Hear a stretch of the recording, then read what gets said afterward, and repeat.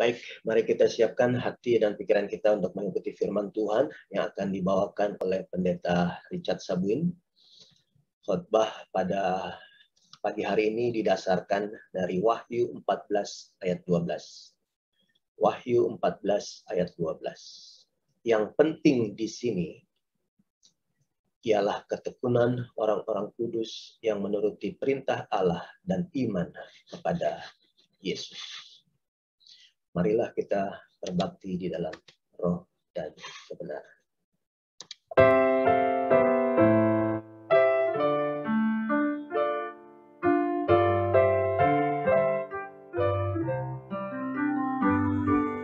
Bersabdalah ya Yesus kepada jiwaku,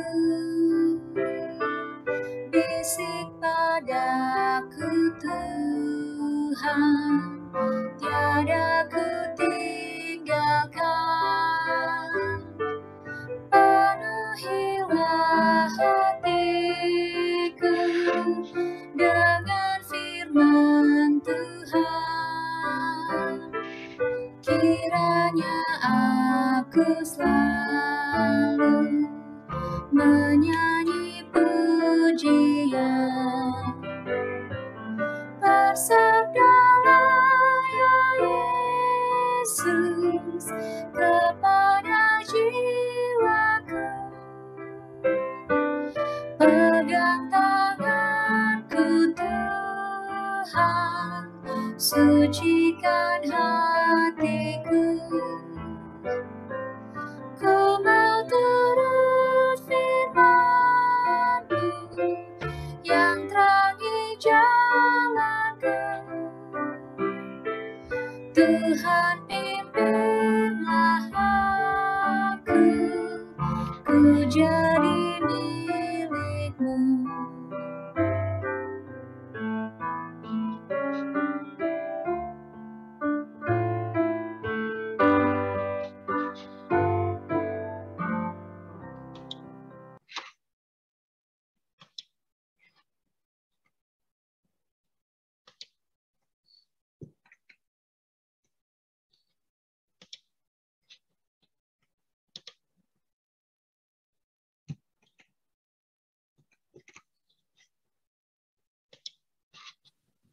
Selamat hari Sabat, selamat pagi umat Tuhan, Jemaat Makarios. Puji Tuhan kita boleh berbakti bersama-sama pada hari Sabat ini. Pada hari Sabat ini kita akan mempelajari firman Tuhan yang didasarkan atas Wahyu pasal yang ke-14 ayat yang ke-12. Untuk itu, marilah kita tunduk kepala dan kita berdoa. Tuhan Allah Bapa kami yang bertahta dalam kerajaan sorga, kami datang kepada Tuhan memohon kiranya Roh Kudus menuntun kami bila mana kami mempelajari akan sabda-Mu, memberikan kepada kami pemahaman dan memberikan kepada kami kerelaan untuk mengikuti firman-Mu. Urapilah hamba-Mu dengan Roh Kudus-Mu ya Bapa, untuk boleh menyampaikan sabda-Mu sesuai dengan kehendak-Mu saja. Ampuni dosa kami ya Bapa. Kami berdoa dalam nama Yesus, Tuhan dan Juru Selamat kami. Amin. Mari kita baca di dalam Wahyu pasal yang ke-14 ayat yang ke-12. Yang penting di sini ialah ketekunan orang-orang kudus yang menuruti perintah Allah dan iman kepada Yesus.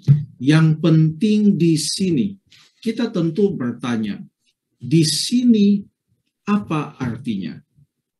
Sebenarnya, ini bukan satu-satunya ayat di dalam kitab Wahyu yang mengatakan yang penting di sini. Sebagaimana kita tahu bahwa pusat dari kitab Wahyu secara struktur adalah Wahyu pasal yang ke-12, 13, dan 14. Di dalam pusat kitab Wahyu ini saja ada 3 kali kata-kata yang penting di sini. Mari kita lihat ketiga ayat tersebut. Yang pertama, di dalam pasal yang ke-13 ayat yang ke-10. Yang penting di sini ialah ketabahan dan iman orang-orang kudus. Ketabahan dalam bahasa Yunaninya adalah hypomone, yang juga diartikan sebagai ketekunan. Jadi ketabahan artinya ketekunan. Yang penting di sini ialah ketabahan dan iman orang-orang kudus. Yang kedua, di dalam pasal 13 ayat yang ke-18, yang penting di sini ialah hikmat.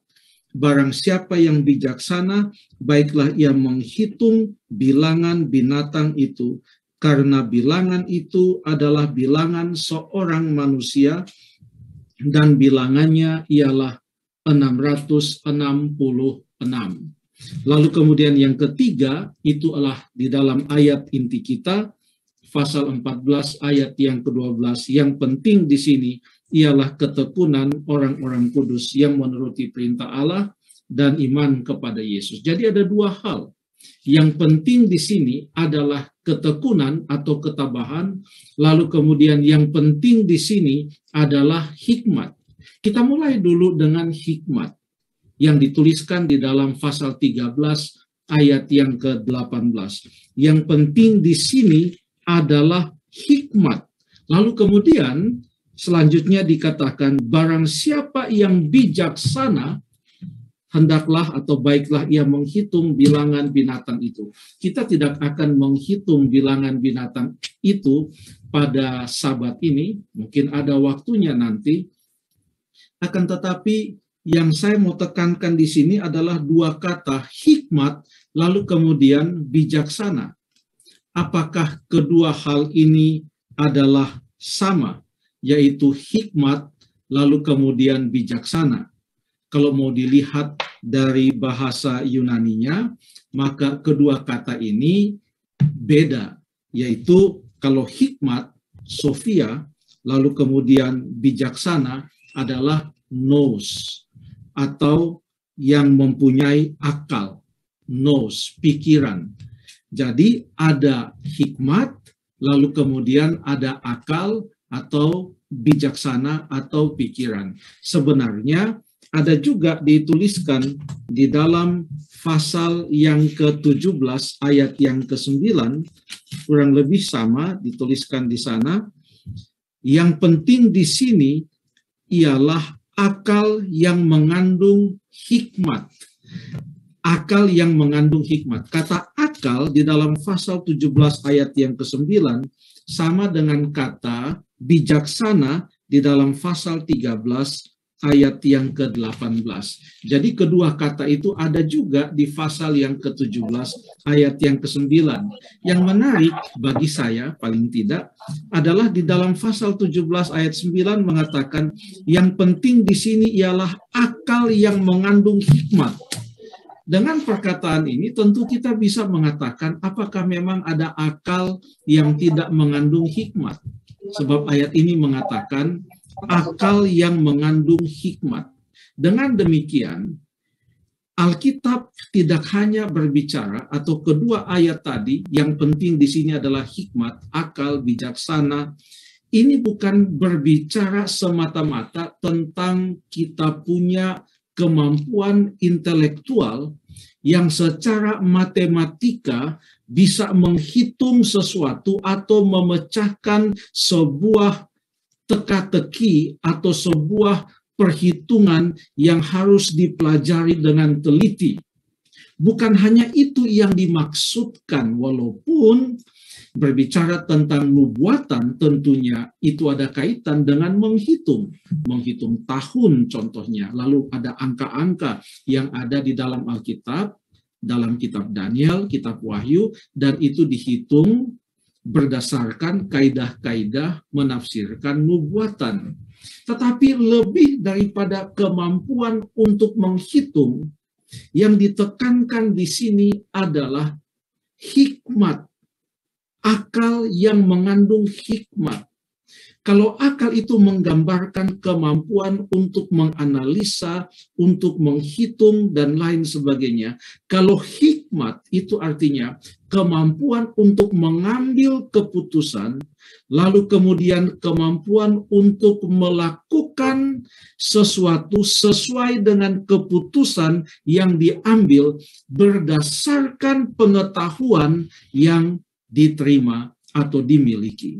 Jadi kalau Alkitab berkata di dalam Wahyu pasal yang ke-13 ayat yang ke-18, yang penting di sini ialah hikmat. Barang siapa yang bijaksana, baiklah ia menghitung bilangan binatang itu. Ini bukan hanya mengajak kita untuk ayo siapkan kertas atau kalkulator, lalu kemudian sekarang kita mulai menghitung siapa kira-kira yang dimaksudkan dengan, atau apa kira-kira yang dimaksudkan dengan bilangan binatang itu. Kalaupun ada yang berusaha menghitungnya, boleh-boleh saja. Tetapi yang Alkitab mau tekankan di sini adalah bagaimana umat Tuhan boleh hidup di tengah-tengah pertentangan yang besar antara yang baik dan yang jahat.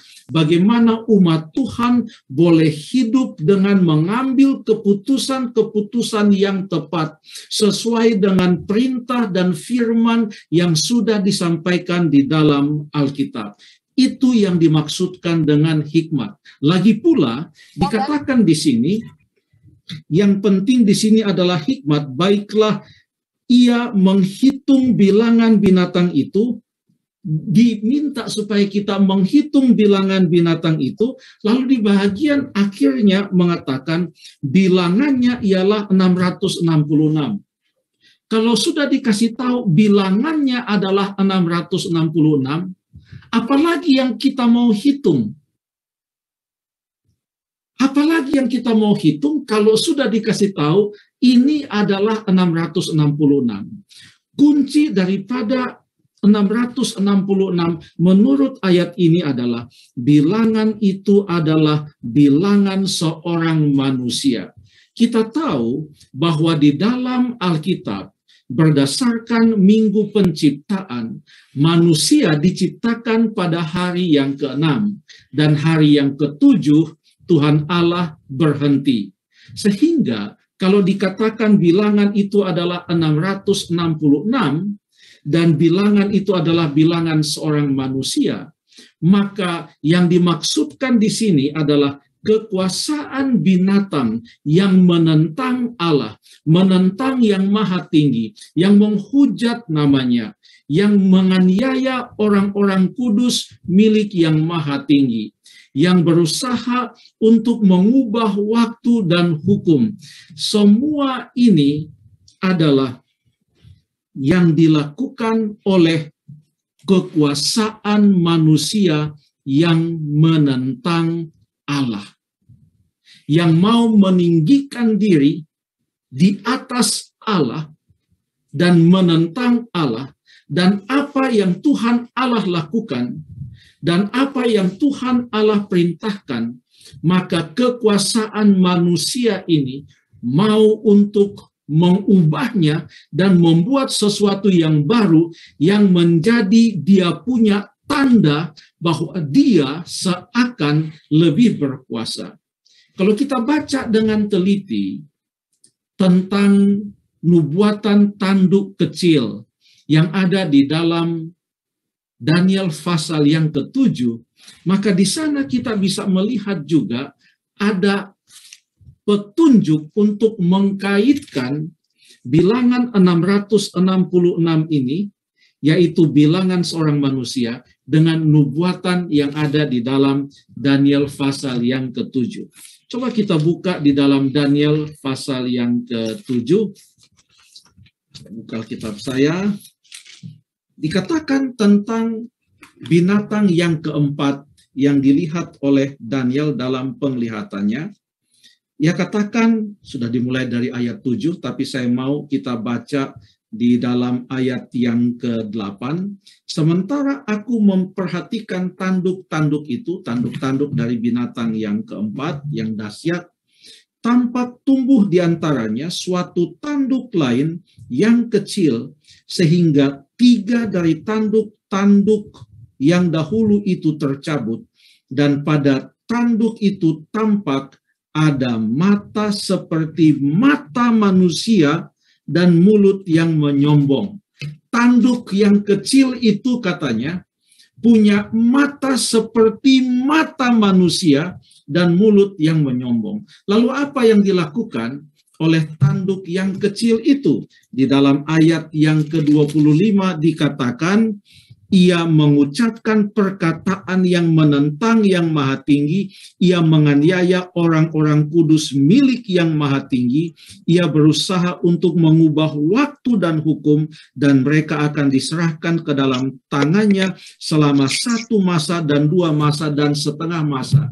Dan gambaran inilah yang diulangi secara tepat di dalam Wahyu pasal yang ke-13, ayat 11 sampai ayat yang ke-18 tentang kekuasaan dari binatang itu yang kemudian ia memberikan kekuasaan dan bekerja sama dengan seekor binatang yang lain, kekuasaan yang lain, yang mendirikan patung dari binatang yang pertama, lalu mereka berkongsi dengan naga atau setan sebagai sponsor mereka, untuk berusaha menganiaya umat-umat Tuhan, berusaha untuk mengubah hukum Allah, menghujat Allah, menghujat bait sucinya, menghujat akan namanya. Saudara-saudara sekalian, dengan demikian, yang dimaksudkan dengan bilangan binatang itu, yaitu bilangan seorang manusia 666. Ini menyatakan usaha dari sebuah kekuasaan manusia yang menentang Allah pencipta alam semesta, meninggikan dirinya dan berusaha untuk mengubah hukum Allah, dan di zaman akhir ini akan menganiaya umat-umat Allah dan akan berusaha memaksa umat Allah untuk menyembah akan binatang tersebut. Dan ayat ini mengatakan, Wahyu 13 ayat yang ke-18 mengatakan, yang penting di sini adalah hikmat. Barang siapa yang bijaksana, baiklah ia menghitung bilangan binatang itu. Kita telah diberikan hikmat dan bijaksana oleh Allah. Dan memang menurut Alkitab, apalagi kalau kita baca buku Daniel, bicara buku Wahyu tidak terpisah dari buku Daniel. Beberapa kali Daniel di dalam doanya, kalau kita baca di dalam Daniel pasal 2 contohnya, ayat yang ke-20, ayat 21, ayat 23, 3 kali Daniel mengakui bahwa hikmat itu datang dari Allah. Hikmat dan kebijaksanaan yang dimaksudkan di sini datang dari Allah. Itu bukan sesuatu yang bisa kita usahakan sendiri. Walaupun kalau kita mau melihat di dalam Daniel pasal yang pertama, lalu raja bertitah kepada Aspenas, kepala istananya, ini ayat yang keempat, untuk membawa beberapa orang Israel yang berasal dari keturunan raja dan keturunan kaum bangsawan, ayat 3 dan sekarang ayat 4, yakni orang-orang muda yang yang tak ada celah, berperawakan baik, memahami berbagai-bagai hikmat, berpengetahuan banyak, dan yang mempunyai pengertian. Ya, Daniel pasal 1 ayat yang keempat, saya katakan tadi, orang-orang muda yang mempunyai berbagai-bagai hikmat, dan bukan hanya mereka yang dikatakan mempunyai hikmat di sini, sebab yang dikumpulkan di istana raja untuk dididik dan diberikan pengajaran tentang tulisan dan bahasa dan berbagai macam ilmu pengetahuan. Bukan hanya Daniel dan teman-temannya. Ada banyak juga orang-orang muda lain yang berkumpul di sana, dan semua yang berkumpul di sana adalah orang-orang yang mempunyai hikmat. Tetapi sekalipun banyak dari orang-orang yang berkumpul di sana, termasuk Daniel, Sadrak, Mesak, dan Abednego, mempunyai hikmat, mempunyai kebijaksanaan, tetapi hanya Daniel dan teman-temannya, Sadrak, Mesak, Abednego, yang mempunyai hikmat yang berasal dari Tuhan. Dan itu diakui oleh Daniel dalam Daniel pasal yang kedua, ayat 20, ayat 21, dan ayat yang ke-23. Dengan demikian, hikmat yang berasal dari Tuhan itu bukan sekedar kemampuan untuk menghitung dan mengetahui sesuatu, tetapi untuk menyikapi suatu keadaan sehingga berdasarkan pengetahuan yang diperoleh, orang yang mendapatkan hikmat dari Allah akan mengambil keputusan untuk mengikuti Allah, menyembah Allah, dan setia kepada Allah. Apa buktinya? Daniel mempunyai pengetahuan, dia mengetahui banyak hal, tetapi dengan hikmat yang datang dari Allah, sekalipun ia harus diancam untuk dijebloskan ke dalam lubang singa, ia tetap berdoa secara rutin setiap hari kepada Allah. Oleh karena hikmat yang berasal dari Allah, maka Sadrak, Mesak, dan Abednego, sekalipun mereka harus dilemparkan ke dalam dapur api yang dipanaskan berkali lipat itu, mereka tetap setia kepada Tuhan dengan tidak mau menyembah akan patung emas yang didirikan oleh Raja Nebukadnezar.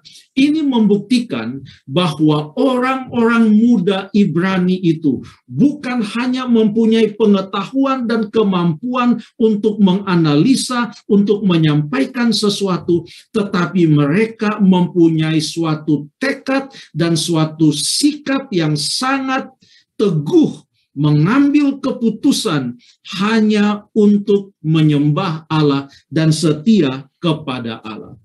Yang penting di sini dalam Wahyu 13 ayat yang ke-18. Di sini di mana? Dalam keadaan pertentangan yang besar antara yang baik dan yang jahat, antara Kristus yang dilawan oleh setan, umat Allah perlu untuk mengambil sikap. Bukankah di dalam Wahyu pasal yang ke-13, ayat yang ke-15, ayat yang ke-16, ayat yang ke-17, menggambarkan bahwa ada ancaman bagi umat Allah di zaman akhir yang akan terjadi bila mana tanda dari binatang itu akan dipaksakan untuk diterima oleh semua manusia. Maka umat Allah harus mengambil keputusan untuk dengan hikmat yang datang dari Allah, tetap setia kepada Tuhan apapun resikonya. Kalau hanya mengetahui semua nubuatan dan mengetahui siapa itu tanduk kecil, apa itu 666, itu bagus. Tetapi pertanyaannya adalah, apakah pada saat semua yang dinubuatkan itu terjadi dan kita berada di tengah-tengah kancah pertentangan yang besar itu, apakah kita akan mengambil sikap yang sama seperti Daniel? Apakah kita akan mengambil sikap yang sama seperti Sadrak, Mesak, dan Abednego? Tuhan Yesus berkata, barang siapa yang setia dalam perkara-perkara kecil, ia akan setia juga dalam perkara-perkara besar. Pertentangan yang besar ini akan semakin meningkat, dia punya intensitas, dan akan tiba pada puncaknya sebelum kedatangan Tuhan Yesus yang kedua kali. Apa yang kita hadapi sekarang adalah hanya merupakan riak-riak kecil dari suatu gelombang besar yang akan datang. Apa yang kita alami sekarang hanyalah hal-hal yang kecil dari apa yang akan terjadi secara dahsyat nanti. Pertanyaannya, apakah kita setia di dalam hal-hal yang kecil? Apakah kita setia kepada Tuhan dalam doa, dalam mempelajari firman Tuhan, dalam mengambil keputusan untuk setia di dalam mengembalikan persepuluhan contohnya, di dalam setia untuk mengikuti kebaktian, ibadah bersama-sama jemaat, dan lain sebagainya. meninggalkan hal-hal yang sifatnya duniawi demi mengikuti Allah, mengutamakan Allah daripada segala sesuatu yang lain. Semua itu nanti akan bermuara pada suatu ujian yang sangat besar, seperti yang dinubuatkan di dalam Wahyu pasal yang ke-13, ayat yang ke-11 sampai ayat yang ke-18. Yang penting di sini adalah hikmat. Barang siapa yang bijaksana, baiklah ia menghitung bilangan binatang itu, dan bilangan itu adalah bilangan seorang manusia. Ini berbicara dan mengajak kita untuk mengambil sikap mulai dari sekarang ini untuk tetap setia. Apapun yang terjadi, kita tetap setia kepada Tuhan. Ini tentunya berkaitan dengan hal yang kedua yang dikatakan yang penting di sini. Tadi sudah kita lihat yang penting di sini adalah hikmat. Yang kedua, yang penting di sini menurut pasal 13 ayat 10 dan juga pasal 14 ayat yang ke-12.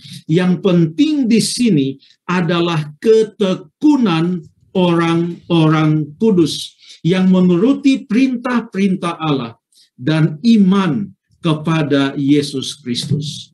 Kalau kita sudah beberapa kali membaca Wahyu 12, 13, dan 14, ini menggambarkan beberapa hal yang terjadi di zaman akhir. Tadi sudah kita lihat bahwa di zaman akhir ini akan ada penganiayaan. Umat Allah akan dipaksa untuk menerima tanda binatang itu.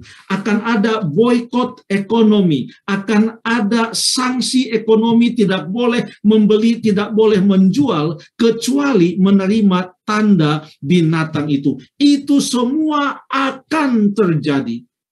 Itu termasuk di dalam yang dimaksudkan di sini. Dalam suasana seperti itu dibutuhkan hikmat. Dan yang kedua, dibutuhkan ketekunan. Tetapi keadaan yang digambarkan di dalam Wahyu pasal 12 sampai 14 bukan hanya itu. Yang digambarkan juga di sini adalah pekabaran 3 malaikat yang disampaikan oleh umat Tuhan yang sisa, oleh umat yang sisa itu. Makanya di dalam ayat tema kita, Wahyu pasal yang ke-14 ayat yang ke-12, ini adalah bahagian dari pekabaran 3 malaikat tersebut. Karena pekabaran 3 malaikat, Wahyu 14 ayat yang ke-6, seorang malaikat lain terbang di tengah langit, padanya ada Injil yang kekal. Lalu ayat yang ke-7, pekabaran malaikat yang pertama. Ayat yang ke-8, malaikat yang kedua. Ayat 9 sampai 11, pekabaran malaikat yang ketiga. Dan di dalam pekabaran 3 malaikat itu dikatakan di dalam ayat yang ke-12, yang penting di sini, artinya apa? Yang penting di dalam pekabaran 3 malaikat ini, atau bukan hanya dalam pekabaran, tetapi di dalam mengabarkan pekabaran 3 malaikat ini, di mana umat-umat Allah di zaman akhir ini, di dalam jemaat kita, di dalam gereja kita, sekarang di mana-mana ada lagu tema yang dinyanyikan, I will go, aku akan pergi. Ada istilah keterlibatan semua anggota jemaat, total member involvement, inisiatif penginjilan. Banyak orang aktif untuk melayani Tuhan, mengabarkan pekabaran Injil, melakukan pelayanan masyarakat, dan usaha-usaha lain dalam rangka mengabarkan pekabaran 3 malaikat. Itu sangat luar biasa. Tetapi ingat, di dalam mengabarkan pekabaran 3 malaikat sekalipun, ada himbauan yang diberikan kepada kita. Yang penting di sini adalah ketekunan orang-orang kudus yang sedang mengabarkan pekabaran 3 malaikat itu. Yang penting di sini adalah ketekunan mereka untuk menuruti hukum-hukum Allah dan memiliki iman kepada Yesus Kristus. Saudara-saudara, kata ketekunan ini beberapa kali diulangi di dalam kitab Wahyu. Coba kita lihat beberapa ayat yang mengatakan tentang ketekunan. Wahyu 1 ayat yang ke-9, pasal pertama dari kitab Wahyu, ayat yang ke-9, Yohanes berkata, "Aku Yohanes, saudara dan sekutumu dalam kesusahan, dalam kerajaan dan dalam ketekunan, menantikan Yesus berada di pulau yang bernama Patmos oleh karena firman Allah dan kesaksian yang diberikan oleh Yesus." Yohanes mengatakan, "Aku adalah sekutumu dan saudaramu dalam kesusahan, dalam kerajaan, dan dalam ketekunan menantikan Yesus." Jadi kalau dikatakan yang penting di sini adalah ketekunan orang-orang kudus, maka yang pertama yang ditekankan adalah ketekunan di dalam menantikan Yesus Kristus. Ketekunan di dalam menantikan kedatangan Tuhan Yesus yang kedua kali. Supaya jangan sampai kita giat untuk melayani dan mengabar Injil, tetapi kita lupa tentang hubungan kita dengan Tuhan. Kita tidak tekun di dalam menantikan kedatangan Tuhan Yesus yang kedua kali. Itu yang pertama, tentang ketekunan. Ada juga disebutkan tentang ketekunan di dalam pasal yang kedua. Kita buka pasal yang kedua ayat yang ke-19. Wahyu pasal yang kedua ayat yang ke-19. "Aku tahu segala pekerjaanmu, baik kasihmu maupun imanmu, baik pelayananmu maupun ketekunanmu." Coba kita perhatikan bagaimana kata-kata ini disusun secara berpasangan. Ada baik kasihmu maupun imanmu. Itu satu pair, satu pasang. Baik kasihmu maupun imanmu. Artinya, kalau punya iman, ingat bahwa kasih juga itu sangat penting. Jadi kasih dan iman itu berpasangan di sini. Lalu kemudian yang berikut, baik pelayananmu maupun ketekunanmu. Pelayanan dan ketekunan juga berpasangan. Sebenarnya kasih dan pelayanan itu adalah serumpun, lalu kemudian iman dan ketekunan adalah serumpun. Tetapi iman tidak disebutkan sendiri, itu disebutkan dengan kasih, lalu kemudian ketekunan tidak disebutkan sendiri, tetapi ketekunan disebutkan bersama-sama dengan pelayanan. Jadi kalau yang pertama tadi tentang ketekunan, Yohanes mengatakan, "Aku adalah saudara dan sekutumu di dalam ketekunan menantikan kedatangan Yesus." Maka yang kedua yang dimaksudkan dengan ketekunan adalah juga ketekunan di dalam pelayanan. Ketekunan di dalam menunjukkan kasih Kristus bagi orang lain. Menantikan kedatangan Yesus, lalu kemudian sambil menantikan kedatangan Yesus yang kedua kali, kita juga tekun untuk melayani. Yang berikutnya, pasal yang kedua, coba kita baca pasal yang kedua, ayat yang ketiga. Pasal yang kedua, ayat yang ketiga, kitab Wahyu mengatakan, "Dan engkau tetap sabar," kata sabar di sini sama dengan kata tekun, "dan engkau tetap sabar dan menderita oleh karena namaku, dan engkau tidak mengenal lelah." Yang ketiga adalah ketekunan di dalam penderitaan. Mengikuti Tuhan tidak selalu mulus jalannya. Ada tantangan-tantangan, ada penderitaan yang dihadapi. Dan kesulitan-kesulitan, kesukaran yang dihadapi, sering itu terjadi oleh karena kesetiaan kita kepada Tuhan. Sehingga ada yang tidak bisa melanjutkan pekerjaannya pada suatu perusahaan karena itu menyangkut kesetiaan pada hari Sabat. Ada yang belum mendapatkan pekerjaan oleh sebab mungkin semua pekerjaan sudah menuntut untuk masuk juga pada hari Sabat. Dan mungkin ada yang berkuliah tetapi lama baru lulus karena ujian yang utama selalu jatuh hari Sabat. Dan ada banyak hal lain lagi yang membuat orang menghadapi kesukaran di dalam kehidupan. Tetapi Alkitab mengatakan agar kita sabar dan tekun di dalam penderitaan. Bahkan dalam penderitaan dan kesukaran hidup yang kita tidak mengerti sekalipun mengapa itu terjadi kepada kita.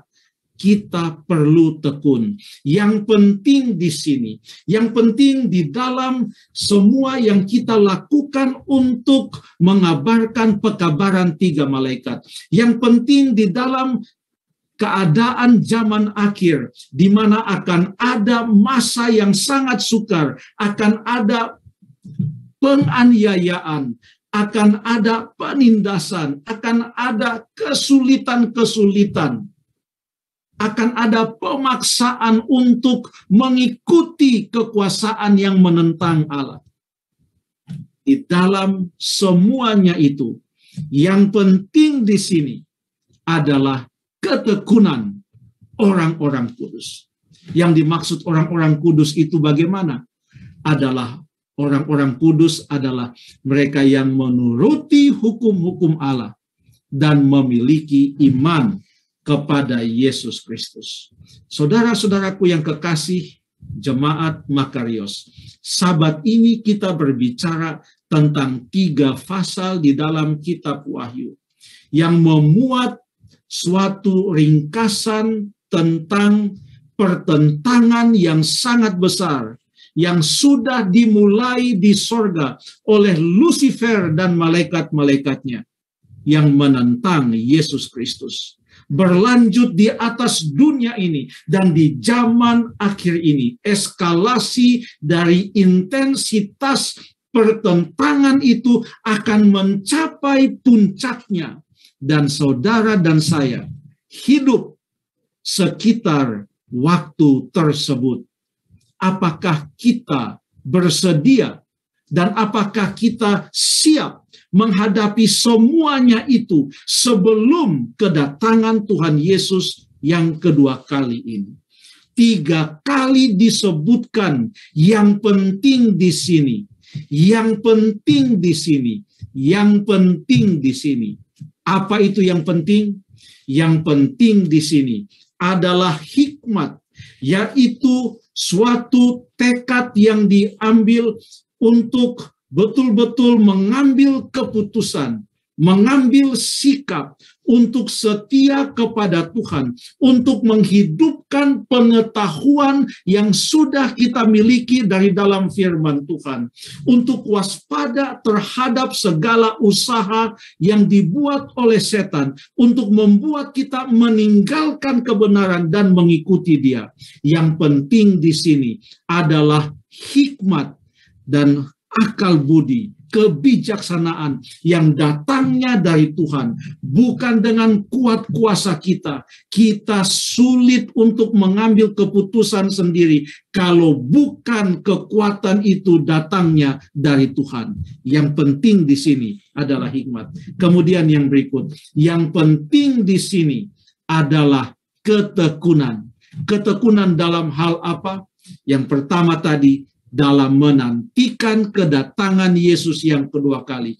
Yang kedua, ketekunan di dalam pelayanan. Dan yang ketiga, ketekunan di dalam penderitaan sekalipun. Kabar baiknya adalah Wahyu pasal yang ke-14 ayat yang ke-12 adalah ayat-ayat yang terakhir setelah pasal 14 ayat 12 lalu ayat 13. Maka di ayat 14 sampai ayat yang ke-20. Di sana digambarkan tentang penuaian kedatangan Tuhan Yesus yang kedua kali. Ayat inti yang kita baca pada hari Sabat ini adalah ayat yang mengajak kita untuk tekun pada saat atau menjelang kedatangan Tuhan Yesus yang kedua kali. Karena kalau kita bertekun, kalau kita betul-betul menerima hikmat dan melakukannya sesuai dengan yang Tuhan berikan kepada kita, lalu bertekun di dalam penderitaan, dalam pelayanan, dalam menantikan kedatangan Tuhan Yesus yang kedua kali, maka bila mana Tuhan Yesus datang pada kali yang kedua, kita akan disambut untuk masuk ke dalam kerajaan surga. Firman Tuhan pada pagi hari, pada siang hari ini, semoga mengingatkan kita betapa kita hidup pada zaman akhir. Semoga ini mengingatkan kita agar kita tetap setia kepada Tuhan. Ada banyak hal yang akan menarik dan berusaha menarik perhatian kita, fokus kita. Tetapi Alkitab mengajak kita, yang penting di sini adalah hikmat. Yang penting di sini adalah ketekunan dari umat-umat Tuhan yang menuruti perintah Allah dan iman kepada Yesus. Tuhan memberkati. Amin.